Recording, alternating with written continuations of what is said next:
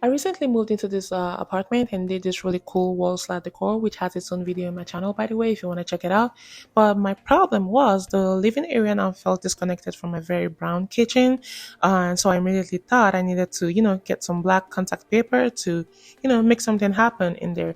Initially, I wanted to cover the cabinets, but it was looking a little too much for me. So I opted to do the countertops. I ordered only one roll of the contact paper. I knew it wasn't going to be enough, but I wanted to make sure that it was going to do what it was supposed to before I'll go ahead and order some more from Amazon because there were just so many mixed reviews there and I didn't know want to, order so much and then it become a mess. But then I started off by cleaning the countertops, making sure that it was dust free, there was no oil or anything that would make the peel and stick paper not, lay down properly. Yeah, so I wanted to lay the contact paper in a way that had minimal cuts. So I started off by measuring the length first and then cutting it. Although there were some corner areas, later on where I just had to start cutting smaller pieces because I couldn't properly align bigger pieces in the corners. I I just couldn't align it, like make it straight from the corners, and I was starting to get frustrated. I was like, you know what? I'll just go ahead and cut this into smaller pieces to keep my sanity. Let me tell you one thing.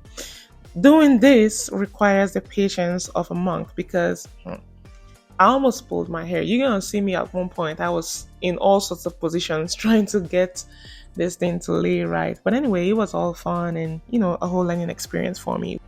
And in case you were wondering, yep, you're right. That is my old driver's license that I'm using to flatten out the peel and stick paper. Look, it worked, and that's all that matters. I want to share a few tips that I picked up from my experience doing this, especially if this is also your first time, just like me. Yeah, first off, these things are very, very sticky, which I think is good in my opinion because it gives you room for errors. If you make a mistake, you can always just lift it up, fix the error, and then lay it back down, and it's gonna stick just fine without you having a problem of, oh, is this gonna stick or not? No, that baby is gonna stick. Next, this particular brand that I got had a bit of thickness to it. That is the peel and stick paper itself. It was quite thick to where, I wasn't afraid of making mistakes and then fearing that the paper might tear if I try to fix the mistake. So I would advise, like, if you're a first timer like me too, you are going to make some errors unless, I don't know, you're a genius or something. But I would advise to try not to get the peel and stick papers that are quite thin. Try to get one that has some thickness to it so that you will not experience tears while you know getting the projects done.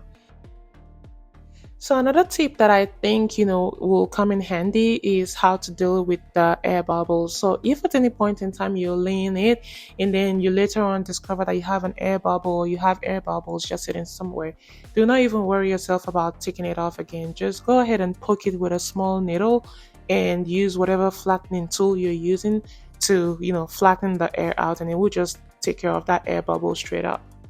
Now, the last but quite important tip is do not throw away any of the little pieces that you cut off until you're completely done.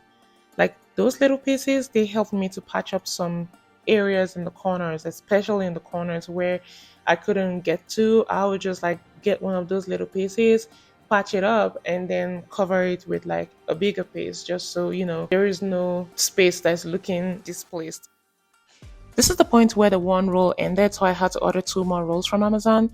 It came within a week, but within the span of that 1 week, I noticed that the part where I folded over underneath the countertops was kind of like peeling off. I'm not sure if it was because of the material that was, that's underneath, but yeah, I quickly solved it by just cutting off the excess part, and yep, that just took care of the problem.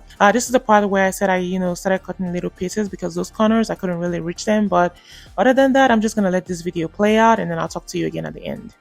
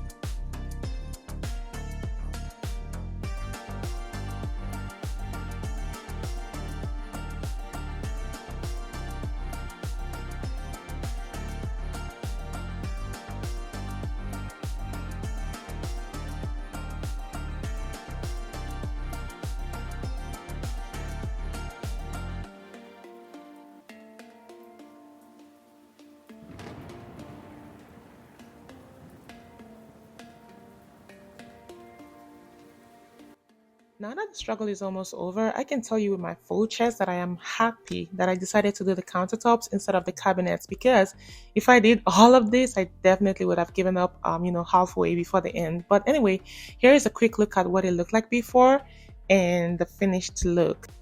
I definitely prefer this look over what I had before. I'm glad I was able to, spread a little bit of color black into the kitchen area. I really like it. And don't forget to check out the video of how I did the living room area in my channel. But other than that, thank you so much for watching, and please don't forget to subscribe. Thank you, and see you in my next video. Bye.